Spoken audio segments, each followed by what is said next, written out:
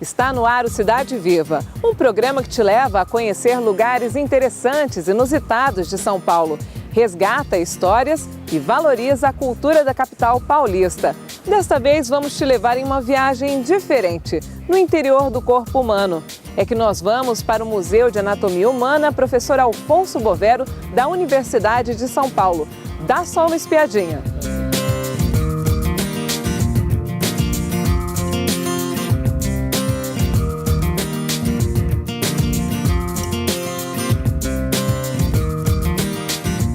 O anatomista Edson Liberti, que é professor titular do Instituto de Ciências Biomédicas da USP, vai ser o nosso guia por esse passeio pelo Museu de Anatomia. Professor, a gente começa com uma linha do tempo aqui. Isso. Então, a preocupação em falar um pouco da anatomia ao longo das eras, né? Nós destacamos os principais anatomistas desde a Idade Antiga, passando pelo Renascimento e no final da Idade Contemporânea, nós colocamos o professor Bovero, que é o motivo desse museu que vocês vão passar a visitar agora. E foi o italiano Alfonso Bovero que deu origem a esse museu. Na realidade, ele deu origem à Escola Anatômica de São Paulo. Ele foi o primeiro professor de anatomia, que veio para cá em 1914, né, e fundou, então, a Escola Anatômica de São Paulo, como eu já me referi. A partir do professor Bovero, com a fundação de várias faculdades de medicina, todos os departamentos de anatomia tiveram como professores iniciantes discípulos do Bovero ou discípulos dos discípulos do Bovero. Professor, e as peças aqui são todas de corpos humanos, verdadeiros? Sim, são todas verdadeiras. É um museu de anatomia humana verdadeiro. Bom, então vamos conhecer. Essa entrada aqui começa com uma homenagem, então, a Bovero. Uma apresentação de uma cópia do busto original. O original está no Museu da Faculdade de Medicina, mas para a gente perceber assim a fisionomia do professor Bovero, que era caracterizado como um professor bastante austero, né? Mas na realidade essa austeridade era para poder esconder o bom coração que ele tinha, como um mestre que ele sempre foi. E para os alunos aprenderem de verdade, Com né? certeza. Tem que pegar no pé. Exatamente. Está em falta hoje. Então, quando nós iniciamos esse nosso tour, podemos dizer assim, nós mostramos aqui então que cada assunto desse museu ele está separado em 3 estantes. Essas estantes têm um número de peças específico, né? Essas peças, elas são peças onde você então pode interagir através de uma tablet e você vai ter noção então, por exemplo, nesse caso, de técnicas especiais que nós utilizamos em anatomia para poder estudar o corpo humano com maior clareza. Um exemplo típico é essa técnica, onde nós temos um coração que é preparado pela diafanização. O que viria a ser? Nós injetamos mercúrio nas artérias coronárias e por esse processo o coração fica transparente e nós podemos ver a ramificação de todas as artérias coronárias do coração. As artérias são esses fios prateados? E prateados, que é o mercúrio, né? O metal que está difundido pelos vasos do coração. Uma outra técnica especial é essa que você pode observar, por exemplo, que mostra a irrigação da mão, os vasos da mão. É uma técnica onde os vasos são injetados com uma resina polimerizável e depois, então, através de um tratamento com ácido, as partes moles, como nós chamamos, elas são retiradas e você tem exatamente o modelo dos principais vasos da mão. Isso acontece com a mão, isso acontece com o fígado, isso acontece com o pulmão, com o rim. Então, essa é uma técnica especial que vai se repetir ao longo do nosso trajeto de acordo com o assunto abordado. O museu foi fundado em 1915, mas passou por uma reforma, ficando fechado por 2 anos, para reabrir em 2017, modernizado e interativo. Ele passa de um museu contemplativo, podemos dizer assim, para um museu interativo. Então, as peças estão com letras. Ao tocar uma dessas letras, você imediatamente vai saber o que ela representa. Então, dessa forma, o visitante ele fica atento para poder entender que é uma maneira de poder então aprender a anatomia com maior rigor, né? Como foi feita a organização para melhorar a visualização do museu? Sim, essa organização é feita de acordo com os principais sistemas, né? Então, o exemplo é esse aqui, o sistema esquelético, onde nós temos as peças expostas, as principais peças do esqueleto humano, com, entre aspas, curiosidades sobre o desenvolvimento desses ossos, e também a preocupação com os painéis que ilustram esse sistema, onde nós temos aqui, por exemplo, uma ilustração de Jacques Gamelin, né, já do século XVIII. E a gente também, com isso, chama atenção para o fato de que, nesse tempo, já se praticava uma anatomia, já se ilustrava uma anatomia com perfeição, né?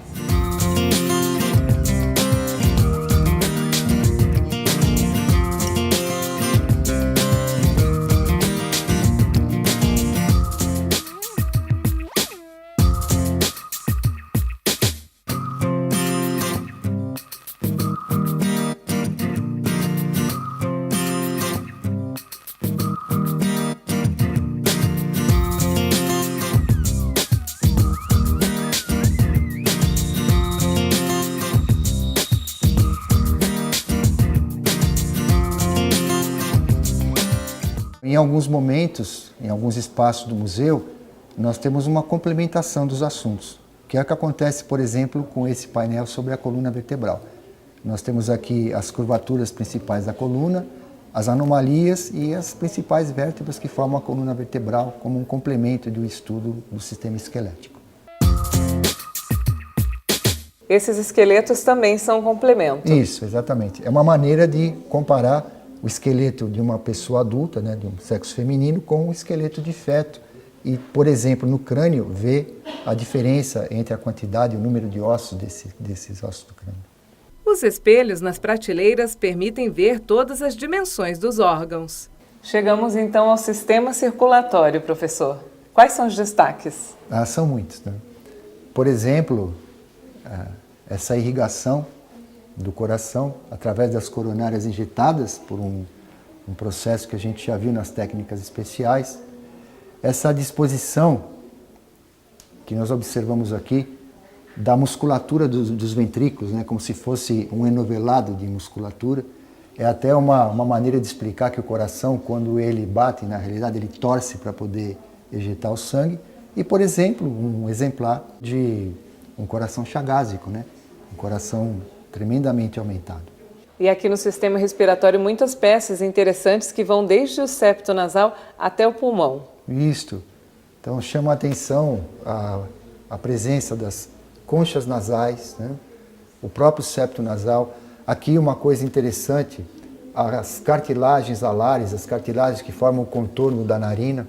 Nesse caso nós temos a laringe, que é o órgão da fonação, a traqueia e os brônquios, né?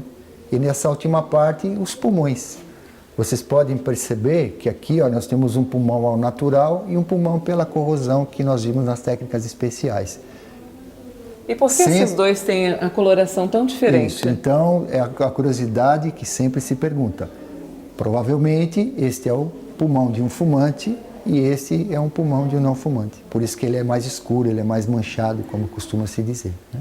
Professor, eu estou vendo que aqui no sistema digestório nós temos uma ilustração ainda do século XVI. Sim, trata-se de uma ilustração de André Vesalius, considerado o pai da anatomia moderna.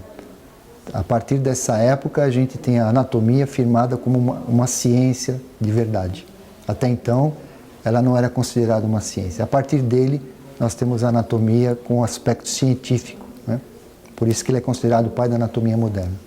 E as estantes têm todos os órgãos relacionados a esse sistema. Exatamente. Os principais, chamando a atenção, por exemplo, né, da mucosa do estômago, dilatada ou contraída, a musculatura do estômago, a irrigação do estômago, o fígado, com os seus lobos, a sua irrigação, as suas partes importantes. E, por exemplo, né, sempre alguma curiosidade que o pessoal sempre pergunta. Então, aqui no caso, um fígado cirrótico, né? Um fígado que, se você comparar com o normal, ele tem a sua estrutura completamente comprometida, né? A diferença é muito gritante, gente. Gritante. O fígado normal está aqui todo bem liso, brilhante, e o fígado com cirrose parece que ele dá uma arrefecida. Ele enruga, né? O pessoal costuma brincar, falar que ele tem um aspecto da superfície de isopor. Parece mesmo.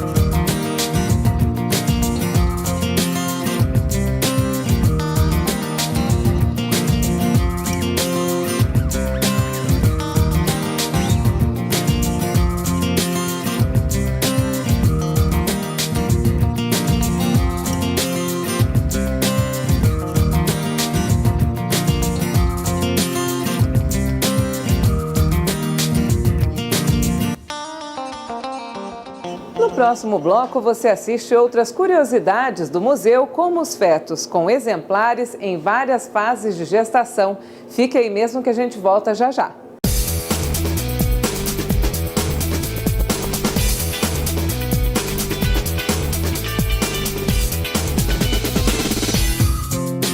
Estamos de volta com Cidade Viva, te levando para conhecer o Museu de Anatomia Humana da USP, espaço fundado pelo professor italiano Alfonso Bovero, que foi o primeiro docente de anatomia da Faculdade de Medicina da USP e fundador da Escola Anatômica de São Paulo. Uma sala do museu reproduz o ambiente de trabalho de Alfonso Bovero.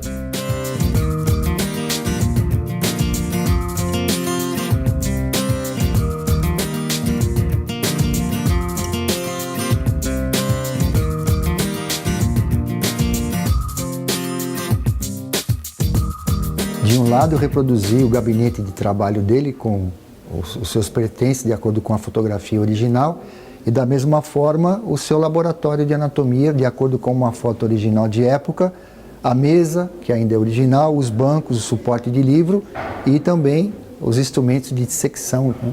Além disso, nesse espaço dedicado a ele, nós temos algumas peças principais dissecadas por ele, principalmente os esqueletinhos de feto, que ele era especialista em fazer esse tipo de trabalho. O Alfonso, ele fazia pesquisa e também ensinava? Sim. Na nossa escola, ele foi o introdutor não somente de ensinar anatomia, como também pesquisar e divulgar as obras que eles realizavam. Por isso que tem anotações também. Se você observar bem, ele recebia separatas de outros anatomistas do mundo. Aquela primeira é de 1914, a época que já estava aqui, assinada por ele, inclusive.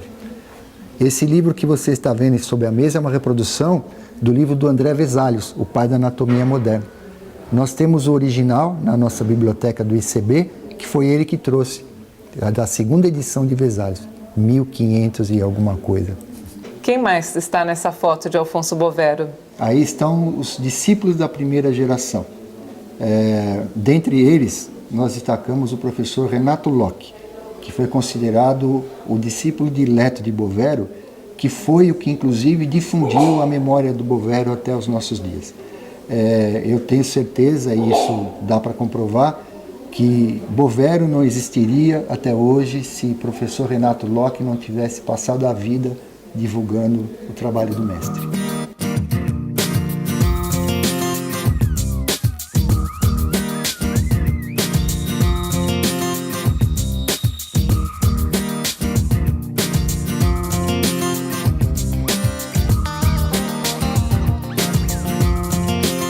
O que seria da medicina sem a anatomia? Houve momentos na história em que a dissecção de cadáveres foi proibida por questões religiosas, mas a influência do pensamento renascentista e humanista favoreceu a retomada das pesquisas.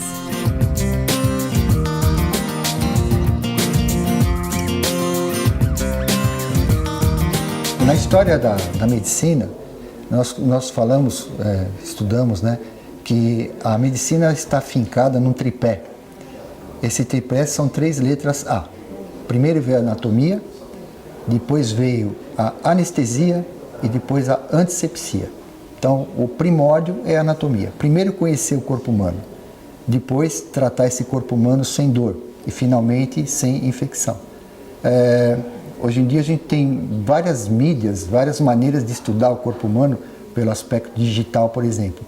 Mas como diz o meu professor antigo de anatomia, professor Cláudio Ferraz de Carvalho, por enquanto, o mais próximo do vivo ainda é o morto.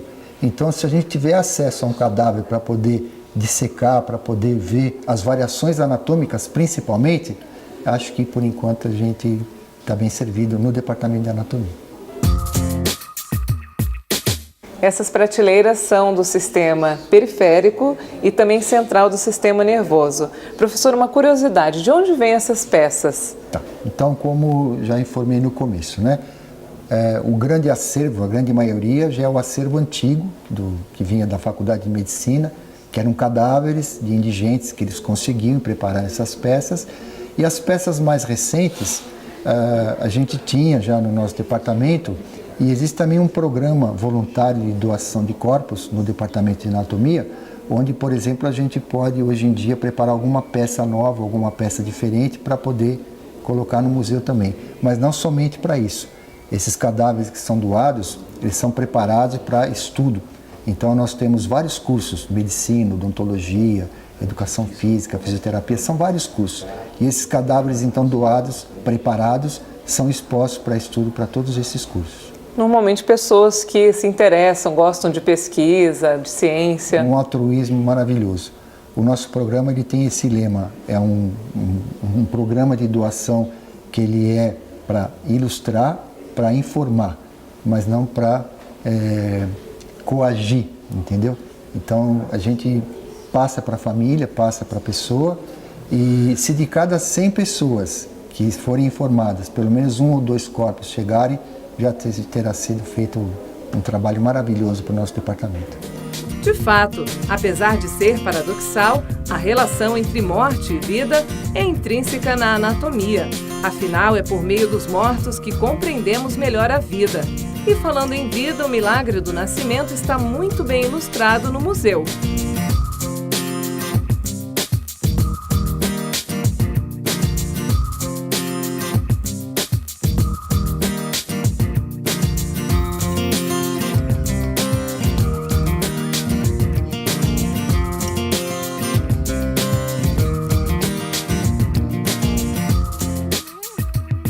E essa parte é muito importante para quem gosta de estudar sobre o desenvolvimento de fetos. Sim, é uma parte que nós reputamos como sendo uma parte especial, né? Tanto para adultos quanto para jovens, há uma certa curiosidade em saber o desenvolvimento dos fetos, o tamanho, a idade, a fase em que eles se encontram. Então esse acervo ele começa com uns modelos de embriões, o desenvolvimento da face, até chegar na 8ª semana, correspondente ao 2º mês. E a partir daqui, então, nós temos os fetos colocados em ordem crescente, do 2º mês até o 9º mês, para ter uma noção do desenvolvimento dos membros, do corpo. Por isso tem essa lupa, né, professor, para ver a lupa, ela desde o comecinho. Ela está de propósito para você ver que já com 2 meses, esse feto já está perfeitamente formado. Quem fez esse acervo? Então, esse acervo começou com o professor Bovero, os seus primeiros discípulos, depois a 2ª geração, a 3ª geração, enfim, todos aqueles que passaram pela anatomia e que se interessaram em ser anatomistas, de alguma forma fizeram algum tipo de peça que veio parar nesse acervo. Mesmo nos dias de hoje, eu tenho alunos de pós-graduação que fizeram peças que estão nesse museu, inclusive eu também, né? Então, quem se interessa pela anatomia, quem se dedica à anatomia e passa pelo departamento, sempre deixa alguma peça especial. Se ela for uma peça muito bem feita, com certeza ela veio parar no museu. Professor, como as pessoas podem fazer para visitar? Cobra alguma coisa? Quais são os horários e dias? Então o museu ele é uma entidade própria hoje, ele tem um conselho curador, e por esse conselho nós decidimos que as escolas elas podem frequentar o período da manhã, as escolas estaduais, escolas oficiais, elas pagam R$2 por aluno e as escolas particulares R$5. O período da tarde é aberto ao público em geral. O museu fica fechado às segundas-feiras para manutenção e o horário de funcionamento é de terça a sexta-feira, das 9 às 16 horas. Quem que se interessa mais por anatomia que está vindo aqui ver? Olha, o museu faz um pouco mais de um mês que ele foi aberto. As escolas ainda não começaram a visitar. Já passamos de 1.300 pessoas que passaram por esse museu, das mais diferentes idades. Inclusive, para as escolas, a gente limita a idade de 12 anos, que é quando eles têm corpo humano. Agora, se a criança vem acompanhada pelo pai nessas visitas avulsas, então a responsabilidade é do pai. Mas a gente já teve aqui crianças que ficaram tremendamente interessadas, mais do que muitos adultos que eu constatei. E como que as escolas marcam? Elas agendam pela internet? Isso. Nós temos uma secretaria, né? Então é só acessar o site e entrar na internet e entrar em contato com a nossa secretária e marcar o horário para a visita. Serão todos bem-vindos. Né? Dentre os que vêm ao museu, muitos estudantes aproveitam para complementar os estudos e, é claro, matar a curiosidade científica.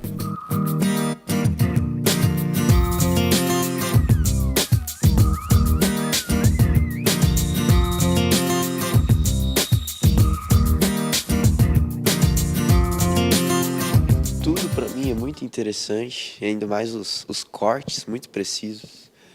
Me impressionou bastante os cortes. Me chamou muita atenção a qualidade das peças, a estrutura do museu em si. É bom porque dá para aprimorar bastante o nosso conhecimento acadêmico. O que mais te chamou a atenção? É o sistema nervoso, a parte do cérebro, da medula espinhal. Mas ver assim é diferente. Bem diferente, principalmente criança e feto, né? Pra gente ver a dimensão, como é menor. O que te chamou mais a atenção? Os bebês. Chama bastante atenção, né? Muito pequenininho, como aquele que está aqui na frente, dá a impressão de que não tinha nascido ainda, mas ele já tem 7 meses.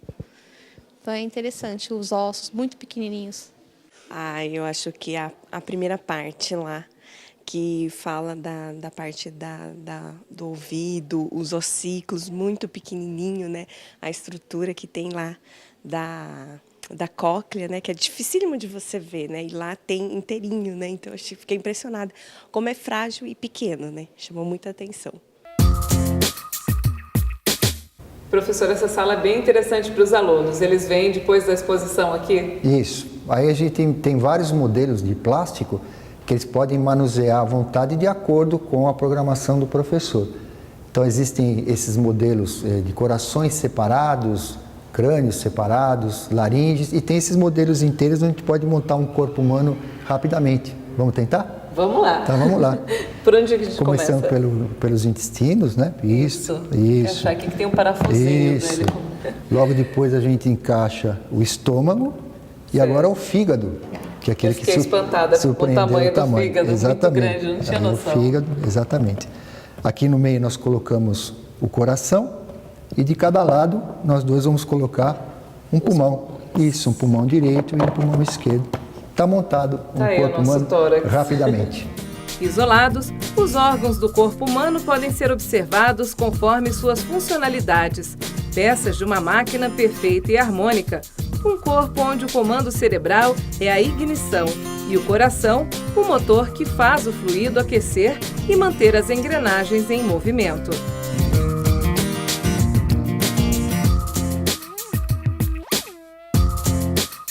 Muito legal, não é mesmo? Saber como a gente é por dentro em detalhes. O Cidade Viva vai ficando por aqui, mas a gente volta com outro passeio e outras novidades que podem ser sugeridas por você. Basta mandar um e-mail para a gente no tv@câmara.sp.gov.br. Um grande abraço e até a próxima!